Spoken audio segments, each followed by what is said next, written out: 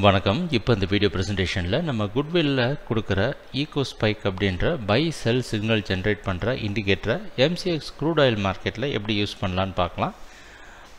இந்த இண்டிகேட்டர் வந்து நம்ம வியூ மோடில் மட்டும்தான் கொடுக்குறோம். அதாவது இந்த மாதிரி நம்ம எதுவும் சேஞ்செலாம் பண்ணி பார்க்க முடியாது. லைவ் மார்க்கெட்டில் ரன் பண்ணுறப்ப இந்த ஃபுல் மார்க்கெட்டும் உங்களுக்கு வியூவில் தெரியும். ஸோ சிக்னல் ஜென்ரேட் ஆகிறது தான் தெரியுமே தவிர நம்ம அதில் எதுவும் ட்ராக் பண்ணியோ பழைய ஹிஸ்ட்ரியோ எதுவும் பார்க்க முடியாது. இப்போ பார்த்தோன்னா ஏப்ரல் 21 அதாவது இன்றைக்கி வந்து மே 5 கடந்த 2 வாரம் MCX க்ரூட் ஆயில் மார்க்கெட்டில் இந்த இண்டிகேட்டரை நம்ம எப்படி யூஸ் பண்ணியிருக்கலான்னு பார்க்கலாம். இது ஒரே இண்டிகேட்டர் கிடையாது, இதுக்குள்ளேயே 2-3 இண்டிகேட்டர் சேர்த்து தான் இது சிங்கிள் இண்டிகேட்டராக நம்ம ப்ரொவைட் பண்ணுறோம். ஸோ 1 by 1 இப்போ இதோடைய ஃபுல் பிக்சர் இது தான். இதில் என்னென்னலாம் இருக்குதுன்னு சொல்லிடுறேன். இந்த கலர் சேஞ்ச் பண்ணுற பை செல் சிக்னல் எப்படி வருது அப்படின்றா, இந்த ரெட் கலர்லேருந்து க்ரீன் கலர் மாறிச்சுன்னா பையும், க்ரீன்லேருந்து ரெட்டுக்கு மாறிச்சுன்னா செல் அப்படின்றது பை செல் சிக்னல் ஜென்ரேட் பண்ணுறது. இதை ஜென்ரேட் பண்ணுறது என்ன அப்படின்னு பார்த்தீங்கன்னா, இந்த ரெட் கலர் லைனும் இந்த க்ரீன் கலர் லைனும், அதுக்கப்புறம் இங்கே மேலே 2 பேண்ட் வச்சுருக்கோம், ஒரு ரெசிஸ்டன்ஸ் ஒரு சப்போர்ட் பேண்ட் மாதிரி வச்சுருக்கிறோம், அப்புறம் ஒரு மூவிங் ஆவரேஜ் லைன் இங்கே வருது. ஸோ இதெல்லாம் பற்றி தான் டீட்டெயிலாக இந்த வீடியோவில் பார்க்க போகிறோம். கடந்த 2 வாரத்தில் இந்த இண்டிகேட்டர் யூஸ் பண்ணி எப்படிலாம் பண்ணியிருக்கலாம், ட்ரேட் பண்ணியிருக்கலாம் அப்படின்றத கொஞ்சம் டீட்டெயிலாக பார்க்கலாம். நான் இப்போ என்ன பண்ண போகிறேன் அப்படின்னா, கன்ஃபியூஷன் குறையணும் அப்படின்றதுக்காக 1 by 1 தான் இண்டிகேட்டர் ஆட் பண்ண போகிறேன். எல்லா இண்டிகேட்டரும் நீங்கள் ஒன்றா பார்த்துட்ருக்கீங்க. இப்போ ஒரு சில இண்டிகேட்டர் நான் டிசேபிள் பண்ணுன்னா இன்னும் கொஞ்சம் கிளியராக தெரியும். அதுக்கு முன்னாடியே நான் சொல்ல விரும்புகிறது என்ன அப்படின்னா, நீங்கள் பார்த்துட்ருக்கிற இந்த கேண்டில் ஸ்டிக்லாம் இருக்குது பார்த்தீங்கன்னா எல்லாமே ஒரே லென்த்தில் தான் இருக்குது, சரிங்களா? இதை தான் நம்ம ரேஞ்ச் பார் அப்படின்னு சொல்கிறோம். அப்படின்னா என்னென்னா எல்லாம் 10 பாயிண்ட் க்ரூட் ஆயிலில், சரிங்களா? இது நார்மலான கேண்டில் ஸ்டிக் மாதிரி கிடையாது. ஒரு 10 பாயிண்ட் முடிஞ்சதுக்கப்புறம் அடுத்த 10 பாயிண்ட், ஒரு 10 பாயிண்ட் முடிஞ்சோன்னா அடுத்த 10 பாயிண்ட், இப்படி தான் இது மூவ் ஆகும். எதனால் இந்த ரேஞ்ச் பாரை யூஸ் பண்ணுறோம் அப்படின்னா, மார்க்கெட்டில் இந்த கன்சாலிடேஷன் ஆகிறத நம்ம ஓரளவு குறைக்க முடியும். இப்போ ஒரு 10 பாயிண்ட் வந்து இது டைம் அடிப்படையில் மூவ் ஆகிறது கிடையாது. இப்போ 1 minute சார்ட்டு 2 minute சார்ட்னா ஒரு நிமிஷத்துக்கும் வரைஞ்சிட்டே இருக்கும். அதோடைய பேஸான ஒரு பேராமீட்டரே ஒரு டைம் தான். ஆனால் இங்கே வந்து என்ன வச்சுருக்கிறோம், 10 பாயிண்ட் அப்படின்றத பேராமீட்டராக வச்சுருக்கோம். அப்படின்னா ஒரு 10 பாயிண்ட் நடந்ததுக்கு அப்புறம் தான் அடுத்த குச்சி வரும். இது ஒரு 10 பாயிண்ட் ஒரு மணி நேரமாக ஒரு 10 பாயிண்ட் கூட மூவ் ஆகலைன்னா ஒரே ஒரு கேண்டில் ஸ்டிக் தான் இருக்கும், சரிங்களா? ஸோ டைம் பேஸ்டாக கிடையாது, இது ரேஞ்ச் பார். ஒவ்வொரு ஸ்டிக்கும் 10 பாயிண்ட்டை குறிக்குது. ஸோ இந்த அடிப்படை புரிதலோடு நம்ம என்ன பண்ணலான்னா, 1 by 1 நான் இந்த இண்டிகேட்டர் வந்து 1 by 1 ஆன் பண்ணுறேன். அப்போது ஓரளவு நல்லா நம்ம புரிஞ்சுக்க முயற்சி செய்யலாம். இப்போ நீங்கள் பார்த்துட்ருக்கிறது பார்த்தீங்க அப்படின்னா, ரேஞ்ச் பார் வச்சுருக்கிறேன், அப்புறமா இந்த பேண்ட் வச்சுருக்கிறோம், அப்புறம் நடுவில் இந்த வால்யூம் வெயிட்டட் மூவிங் ஆவரேஜ் வச்சுருக்கிறோம். இந்த மூவிங் ஆவரேஜ் என்ன அப்படின்னா, வால்யூம் வெயிட்டட் மூவிங் ஆவரேஜ், சாதா மூவிங் ஆவரேஜ் இல்லாமல் இதில் வால்யூமையும் சேர்த்து ஆட் பண்ணியிருக்கிறோம். ஓரளவு மார்க்கெட்டுடைய ஓவரால் ட்ரெண்டை குறிக்கிறதுக்காக இதை வச்சுருக்கிறோம். இதுதான் 21 ப்ரைஸ் ஓப்பனிங். இப்போ நீங்கள் பார்த்தீங்க அப்படின்னா 21 ப்ரைஸ் ஓப்பனிங்கை ஓரளவு மார்க்கெட் மூவிங் ஆவரேஜ் கீழே இந்த பேண்டுக்கு கீழெல்லாம் ஓப்பன் ஆனதே ஒரு நெகட்டிவ் சைன் தான். ஆனால் அதுக்கு முன்னாடி நாள் பார்த்திங்கன்னா நல்லா பாசிட்டிவாக தான் மூவ் ஆயிருந்திருக்கு. ஸோ அதிலிருந்து பாருங்கள், மார்க்கெட் கடகடன் தொடர்ந்து கீழே சரிவை தான் கொடுத்துருக்கேன். இப்போ நீங்கள் பார்த்துருக்கிறதுல அந்த பை செல் சிக்னல் கொடுக்கறது எதுவுமே இல்லை, பேண்டும் மூவிங் ஆவரேஜ் மட்டும்தான் இருக்குது, சரிங்களா? இதில் நம்ம நோட் பண்ண வேண்டிய விஷயம் என்னென்னா, இப்படி விழுந்துட்டுருக்கிற இடத்துல நம்ம எங்கே ரீஎன்டர் ஆகலாம், திருப்பி மார்க்கெட்டில் எங்கே செல் பண்ணலாம் அப்படின்னு பார்த்தீங்கன்னா, ஒன்று இந்த மூவிங் ஆவரேஜ் கீழே ப்ரைஸ் ட்ரேட் ஆகிறப்ப செல்லுக்கு சாதகமாக இருக்கும் அப்படின்ற ஒரு கருத்து இருக்குது. அடுத்தது ரீஎன்ட்ரு ஆகிறப்ப இந்த மேலே இருக்கிற இந்த பேண்ட் இருக்கு இல்லையா, கீழே இருக்கிறது க்ரீன் கலர் பேண்டு, மேலே இருக்கிறது ஒரு ரெட் கலர் பேண்டுன்னு வச்சுக்கலாம். அது கம்ப்ளீட்டாக ரெட்டாக இல்லாட்டியும் நம்ம ரெட்டுன்னே நம்ம புரிதலுக்காக நம்ம அது ரெட்டுன்னு சொல்லிக்கலாம். ஸோ இந்த பேண்டு ரெட் கலர் பேண்டை தொட்டுறப்ப நம்ம செல் பண்ணலாம். அந்த அடிப்படையில் பார்த்திங்கன்னா, எப்பப்பெல்லாம் மார்க்கெட் கீழே இருந்து மேலே போய் இந்த ரெட் பேண்டை தொடுதோ அப்பப்பெல்லாம் மார்க்கெட் ஓரளவு கீழே வந்திருக்கும். இந்த கீழே இருக்கிற பேண்ட் இருக்கு இல்லையா, கீழே இருக்கிற பேண்டும் ஒரு நல்ல சப்போர்ட்டாக இருந்திருக்கும். ஸோ அடுத்த நாள் பார்த்தீங்க 22 மூவிங் ஆவரேஜை விட்டும் மார்க்கெட் வந்து என்ன இருக்குது, மேலே போயிருக்கு. அதுக்கப்புறமா பாருங்கள், மூவிங் ஆவரேஜ் விட்டு மேலே போயிடுச்சு, ஓரளவு பாசிட்டிவாக மார்க்கெட் பையிங்க்கு சாதகமாக இருக்குது. ஸோ நம்ம இந்த இடத்துல எங்கே திருப்பி பை பண்ணலான்னா, நம்ம செல் பண்ணுற சமயத்தில் என்ன பண்ணோம், ரெட் கலர் பேண்டை தொட்டால் எப்படி செல் பண்ணலான்னு வச்சோமோ அதே மாதிரி திருப்பி இந்த பச்சை கலர் பேண்டை தொடுறப்ப நம்ம பை பண்ணலாம். ஸோ ரீஎன்டர் ஆகிறதுக்கும் இது ஒரு நல்ல ஆப்பர்ச்சுனிட்டியாக இருக்கும். இப்போ நீங்கள் பார்த்தீங்க அப்படின்னா எப்பப்போல்லாம் மார்க்கெட் ட்ராப் ஆகி இந்த பச்சை கலர் பேண்டை தொடுதோ அப்பப்போல்லாம் மார்க்கெட் ஏற்றத்தையும், எப்பப்போல்லாம் மேலே இந்த ரெட் கலர் பேண்டை தொடுதோ அப்பப்போல்லாம் சரிவையும் கொடுக்குது. ஆனால் நம்ம என்ன செய்யக்கூடாது அப்படின்னு பார்த்தீங்கன்னா இந்த மூவிங் ஆவரேஜ் அதுக்கு தான் வச்சுருக்கிறோம். இப்போ ஒரு உதாரணத்துக்கு இந்த மூவிங் ஆவரேஜ் மேலே ப்ரைஸ் ட்ரேட் ஆகிறப்ப முடிந்த வரைக்கும் பையுக்கு சாதகமாகவும், இந்த மூவிங் ஆவரேஜுக்கு கீழே ப்ரைஸ் ட்ரேட் ஆகிறப்ப முடிஞ்ச அளவுக்கு செல்லுக்கு சாதகமாகவும் ட்ரேட் பண்ணோம். இப்போ ஒரு உதாரணத்துக்கு பார்ப்போம். இந்த 22ஆம் தேதியில் இதுக்கு மேலே இந்த ரெட் கலர் பேண்டை தொடுது, நம்ம செல் பண்ணுறோம் அப்படின்னு நினச்சி செல் பண்ணோன்னா மார்க்கெட் தொடர்ந்து ஏற்றத்தை கொடுத்துக்கிட்டே போயிட்டே இருக்குது. ஏதோ ஒரு இடத்துல ஒரு தடவை 3 தடவை மேலே அதை உடச்சிட்டு கீழே வரப்போ மட்டும்தான் சரிவை கொடுக்குது. ஸோ அதனால் ட்ரெண்டுக்கு என்ன தான் நம்ம டே ட்ரேட் பண்ணாலும் ஓரளவு அந்த ஷார்ட் டேர்ம் ட்ரெண்டுக்கு சாதகமாகவும் ட்ரேட் பண்ண முயற்சி செய்யணும்.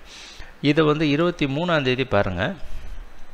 23ஆம் தேதி மார்க்கெட் ஓப்பன் ஆனது நல்ல ஓரளவு பாசிட்டிவாக போயிட்டு இருந்தாலும் ஈவினிங் டைமில் கரெக்டாக இந்த பேண்டுக்கு கீழே நம்ம மூவிங் ரேஞ்சு கீழே ட்ரேட் ஆரம்பிச்சப்போ மார்க்கெட்டே ஓரளவு சரிவை கொடுத்துருந்தாலும் ரீஎன்ட்ரு ஆகிற இடம் வந்து திருப்பி எப்போ இந்த பேண்டை தொடுதோ அந்த இடத்துல நம்ம செல் பண்ணோம் ஓரளவு ப்ராஃபிட் பண்ணுறதுக்கான வாய்ப்பு கொடுத்துருக்கு. அதுக்கப்புறம் ஏதோ 1-2 மார்க்கெட் நியூஸ் இருந்த காரணத்தினால மார்க்கெட் ரொம்ப வாலட்டைலாக கேப்பாக இருக்குது. பார்த்தீங்களா, ரொம்ப வாலட்டைலாக இருந்திருக்கு. அதுக்கப்புறமே எல்லா ரீஎன்ட்ரி பாயிண்ட்டும் நம்ம மேலே இருக்க இந்த ரெட் கலர் பேண்டை ஒட்டியே தான் நடந்திருக்கு. ஸோ இந்த மாதிரி இந்த பேண்ட் அப்படின்றது ரொம்ப பவர்ஃபுல்லான ஒரு டூலாக நம்ம கொடுக்குறோம். அதை ஓரளவு பார்த்து ட்ரேட் பண்ணாலே என்னென்னா ஓரளவு மார்க்கெட்டை புரிஞ்சு பண்ணுறவங்க இது யாருக்கெல்லாம் உதவியாக இருக்கும் அப்படின்னா, நம்ம வந்து ட்ரேடிங்கில் ஏற்கனவே கொஞ்சம் வருஷம் ட்ரேட் பண்ணவங்க, மார்க்கெட்டில் டெக்னிக்கல் அனாலிசிஸ் இல்லை இந்த மாதிரி பல விதமான இண்டிகேட்டர்ஸை யூஸ் பண்ணவங்க, அவங்களுக்கெல்லாம் என்னென்னா இந்த மாதிரி பேண்டை பார்த்து ட்ரேட் பண்ணுறது அப்படின்றது கொஞ்சம் சுலபமாக இருக்கும். ஆனால் புதுசாக மார்க்கெட்டுக்கு வராங்க இல்லையா, மார்க்கெட்டுக்கு புதுசாக வரவங்களுக்கு என்ன எதிர்பார்ப்பு இருக்குன்னா, ரொம்ப நம்ம ஆராய்ச்சி பண்ணிலாம் அவங்களால ட்ரேட் பண்ண முடியாது. ஏதோ ஒரு சிக்னல் ஜென்ரேட் பண்ணோன்னா அந்த சிக்னலை வச்சு அவங்களால ட்ரேட் பண்ண முடியும். அப்படிப்பட்டவங்களுக்கு தான் நம்ம என்ன பண்ணுறோம், இன்னொரு இண்டிகேட்டர் இதோட ஆட் பண்ணி கொடுக்குறோம். இப்போ பார்த்தீங்க அப்படின்னா அந்த இண்டிகேட்டரை நம்ம ஆட் பண்ணியிருக்கிறோம். இது என்ன செஞ்சுருக்கு அப்படின்னா, முன்னாடி வந்து எல்லா கேண்டில் ஸ்டிக்கும் பார்த்தீங்கன்னா ஒரு கலர் யூனிஃபார்மாக இல்லை. இப்போ பாருங்கள், செல்லில் இருக்கிற கேண்டில் ஸ்டிக்லாம் ரெட் கலராகவும் சிவப்பில் இருந்து பச்சைக்கு மாறுச்சு அப்படின்னா அது ஒரு பை சிக்னல் அப்படின்றதாகவும் நம்ம எடுத்துக்கலாம். சரிங்களா, இப்போ உதாரணத்துக்கு நீங்கள் பாருங்கள், இங்கே கொஞ்சம் பெருசு பண்ணுறோம். இது சிவப்பில் இருந்தது, அதுக்கப்புறமா ரெட்டில் இருந்து இங்கே பைக்கு மாறுறப்ப இது வந்து க்ரீன் கலராக மாறுது. இது எப்படி மாறுது அப்படின்னு பார்த்தீங்க அப்படின்னா, இந்த ஒவ்வொரு தடவை இந்த ட்ரெண்ட் லைன் இங்கே பாருங்கள், ஒரு red colour trend line market drop ஆக வந்துக்கிட்டே இருக்குது. எப்போ வந்து இந்த கேண்டில் ஸ்டிக் வந்து இந்த ட்ரெண்ட் லைனை உடச்சிட்டு மேலே போய் ஒரு க்ளோசிங் கொடுக்குதோ அப்போ என்ன ஆகும், க்ளோஸ் ஆனால் மட்டும்தான் என்ன ஆகும், அது வந்து பச்சை கலரில் மாறுது. ஸோ வந்து மார்க்கெட்டோட ஷார்ட் டேர்ம் ட்ரெண்டு பைக்கு போகுது அப்படின்ற மாதிரி குறிக்குது. சரிங்களா, ஸோ இப்படி தான் என்ன ஆகுது, நமக்கு சிக்னல் ஜென்ரேட் ஆகுது. இந்த சிக்னல் ஜென்ரேட் ஆகிறதுக்கு மிக முக்கிய காரணமாக இருக்கிறது இந்த நடுவில் வர ஈகோ ட்ரெண்ட் லைன். சரிங்களா, இந்த ஈகோ ட்ரெண்ட் லைன் தான் இது காரணமாக இருக்குது. ஸோ இதில் வந்து ஒரு குழப்பம் வருது எல்லாருக்கும். என்ன அப்படின்னா, அப்பப்போ பை கொடுக்குது, செல்லு கொடுக்குது, இந்த இடத்தெல்லாம் பார்த்திங்கன்னா குட்டியாக மேலே போகிற மாதிரி பை கொடுத்தது உடனே இங்கே செல்லுக்கு மாறிச்சு, திருப்பி பை கொடுக்குது. இந்த மாதிரி மாறி மாறி வர சமயத்தில் நமக்கு அதிகமான லாஸ் வர்றதுக்கான வாய்ப்பு இருக்கே அப்படின்ற மாதிரி ஒரு எண்ணம் இருக்குது. இது எப்பப்பெல்லாம் நடக்குதுன்னு பார்த்தீங்கன்னா, மார்க்கெட்டில் ஒரு சாலிடான ஒரு மூமெண்ட்டை ஒரு 2-3 சிக்னல் நல்லா ஸ்ட்ராங்காக கொடுத்ததுக்கப்புறம் தான் இந்த மாதிரி சின்ன சின்ன எரர்ஸ்லாம் வருது. நம்ம என்றைக்குமே ஒரு இண்டிகேட்டர் அப்படின்றத அக்யூரேட்டாக நம்மளால் ப்ரெசென்ட் பண்ண முடியாது. அப்படி ஒரு இண்டிகேட்டர் உலகத்தில் இருந்ததுன்னா எல்லாரும் ப்ராஃபிட் பண்ணிடுவாங்க. நம்மளும் என்ன செய்யணும்னா கொஞ்சம் கொஞ்சமாக ட்ரேட் பண்ணுறப்ப கொஞ்சம் பெட்டர் ஆகணும். இந்த ஈகோ ஸ்பைக் இண்டிகேட்டர் கண்டிப்பாக உங்களுக்கு ஒரு உதவியாக இருக்கும். முதல் எடுத்த உடனே மார்க்கெட்டில் இந்த மாதிரி குழப்பத்தில் சிக்னல் கொடுக்கவே கொடுக்காது. ஓரளவு நல்ல மார்க்கெட் ஸ்விங்கெலாம் நடந்து முடிஞ்சதுக்கப்புறம் நீங்களே யோசிச்சு பாருங்கள், ஒவ்வொரு நாளைக்கு 4-5 சிக்னல் கொடுக்குது, எல்லா சிக்னலுமே பயங்கரமான ப்ராஃபிட்டுக்கு கொடுக்கணும் அப்படின்ட்டு எதிர்பார்க்குறது ஒரு பேராசை தான் நமக்கு. சரிங்களா, இப்போ இதே அடிப்படையில் அடுத்த நாள் பாருங்கள், 22ஆம் தேதியும் ஒரு நல்ல பாசிட்டிவாக ஒரு க்ரீன் சிக்னல் கொடுக்குது. இதெல்லாம் நீங்கள் எதோட சேர்த்து பார்க்கணும் அப்படின்னா, இந்த பேண்டு முன்னாடி சொல்லி கொடுத்த பேண்டு இதோட சேர்த்து பார்த்திங்கன்னா இன்னும் எஃபெக்டிவாக இந்த ஒரு சில லாஸ் வரதை அவாய்ட் பண்ண முடியும். முக்கியமாக இந்த கருப்பு கலரில் moving average line, volume weighted moving average line போட்டிருக்கோம், அதையும் கண்டிப்பாக ஃபாலோ பண்ணலாம். சரிங்களா? இப்போ 22ஆம் தேதி நல்ல பாசிட்டிவாக ஒரு பை சிக்னல் வந்திருக்கு. பை வந்ததுக்கப்புறம் ஒரு சின்னதாக ஒரு செல் கொடுக்க ட்ரை பண்ணி திருப்பி மேலே போயிருக்கு. இந்த இடத்துல செல் எடுக்கணுன்ற அவசியம் ஓரளவு கிடையாது, ஏன்னா நம்ம ட்ரெண்டுக்கு அகெயின்ஸ்டாக இருக்குது அப்படின்ட்டு எடுக்கலாம். இது ஒரு தனிப்பட்ட ஒருத்தருடைய அனாலிசிஸை பொறுத்து தான் இருக்கு. ஆனால் அதுக்கப்புறம் ஓரளவு செல்லாக இருக்குது. பட் கீழே வர சமயத்தில் நம்ம நார்மலாக ரீஎன்ட்ரு ஆகிறதுக்கு என்ன பண்ணுவோம், இந்த பேண்டை தொட்டால் ரீஎன்ட்ரு ஆகும். அதே மாதிரி தான் இந்த பேண்டை தொட்ட உடனே மார்க்கெட் ஓரளவு பாசிட்டிவாக மேலே போயிருக்கு. ஸோ இதெல்லாம் நம்ம புரிஞ்சுக்கணும். நம்ம இந்த இண்டிகேட்டர் பார்த்து பழக தான் என்ன ஆகும், நமக்கு ஓரளவு அது அண்டர்ஸ்டாண்ட் ஆகும். சரிங்களா? ஸோ இந்த மாதிரி தான் என்ன பண்ணும், இந்த இண்டிகேட்டரை சேர்த்து நம்ம ட்ரேட் பண்ணலாம். முடிந்த வரைக்கும் ட்ரெண்டுக்கு அகெயின்ஸ்டாக சிக்னல் வந்ததுன்னா அதை எடுக்கிறத நம்ம அவாய்ட் பண்ணாலே நிறைய ஃபால்ஸ் சிக்னலை நம்ம அவாய்ட் பண்ணுற மாதிரி தான். சரிங்களா? ட்ரெண்டுக்கு வர எதிர்த்தாப்பில் வர சிக்னலை அவாய்ட் பண்ணுறது ரொம்ப நல்லது. அப்படி இல்லை அப்படின்னா முதல் சிக்னலை விட்டுட்டு ரெண்டாவது தடவை சிக்னல், அதாவது என்ன சொல்கிறோம், இங்கே முதல்ல செல் வருது, கீழேயே இங்கே பார்த்தீங்கன்னா பேண்ட் இருக்குது, அதனால் கொஞ்சம் லாஜிக்கலாக இதை விட்டுடலாம், மறுபடியும் செல் வரப்போ கூட எடுக்கலாம். ஸோ இந்த மாதிரி ஒரு இண்டிகேட்டரை நீங்கள் பார்த்து பழக தான் அது என்ன மெசேஜ் சொல்ல வருது, எந்தெந்த இடத்துலலாம் அது சிக்னல் கொடுக்க வருது அப்படின்றது புரியும். சரிங்களா? அதுக்கு நீங்கள் என்ன பண்ணலான்னா எங்களோட ட்ரைனிங் செஷன்ஸ் அட்டென்ட் பண்ணலாம். கண்டிப்பாக இந்த ஈகோ ஸ்பைக் இண்டிகேட்டர் உங்களுக்கு நல்ல ப்ராஃபிட்டபுளாக இருக்கும்னு எதிர்பார்க்கலாம். இப்போ நிறைய இப்போ இந்த டேலாம் பார்த்திங்கன்னா மார்க்கெட்டில் நியூஸ் வந்தனால வேறு ஏதாவது ஒரு நாள் எடுத்து வச்சு நம்ம பார்க்கலாம். இந்த நாள் பார்த்திங்கன்னா 25ஆம் தேதியெல்லாம் ரொம்ப அற்புதமான சிக்னல் கொடுத்துருக்கு. மார்க்கெட்டில் ஒரு செல்லு, அதுக்கப்புறமா ஒரு பை, ஒரு நாள் ஃபுல்லாகவே ரெண்டே சிக்னலில் மார்க்கெட் வந்து ஃபுல்லாக முடிஞ்சிருக்கு. மார்க்கெட் நல்லா வாலட்டைலாக இருக்கிற நேரத்தில் மார்க்கெட்டில் நமக்கு நிறைய ப்ராஃபிட் கொடுக்குது.